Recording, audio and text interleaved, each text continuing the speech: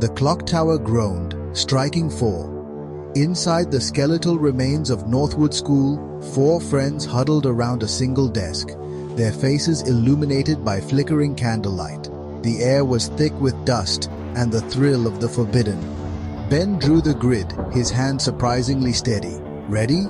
he whispered, the sound swallowed by the cavernous room. Emma nodded, her heart a frantic drum against her ribs. Together, their voices barely a breath, they asked, "Charlie, Charlie, are you here?" For a moment, silence. Then, with a slow, deliberate creak, the top pencil pivoted. It slid over the line, its tip coming to rest squarely on the word yes.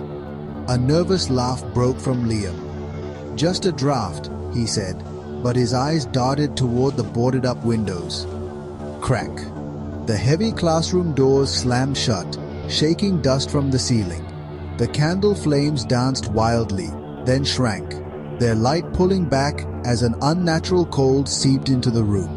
The laughter died in their throats. From the deepest shadows at the back of the room, a voice slithered through the air, dry as dead leaves. "You called me." Ben spun around, peering into the gloom. "Who's there?" he called out. A sudden, sharp gasp, and then silence. Where Ben had been standing, there was only empty space. Chloe screamed, a raw, terrified sound that echoed through the halls. "Ben!" she cried.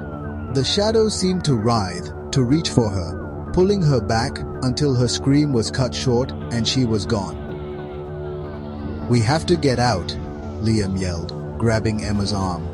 He fumbled for the doorknob, rattling it uselessly. "It's locked." He turned back, his face pale in the dying candlelight, just as a shadowy hand clamped over his mouth from behind, dragging him away into the darkness. She was alone. The silence was a physical weight, pressing in on her. Trembling, Emma fumbled for her phone, its flashlight beam cutting a weak, shaking path through the oppressive dark. Her own ragged breaths were the only sound in the dead quiet room.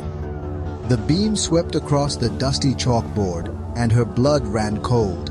Scratched into the slate in jagged, fresh letters were 2 words that sealed her fate.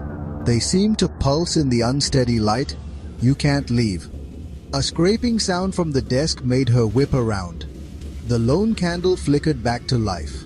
On the paper, the pencil was spinning, faster and faster, a frantic, dizzying blur. It slowed, wobbled, and then stopped. It was pointing directly at her name,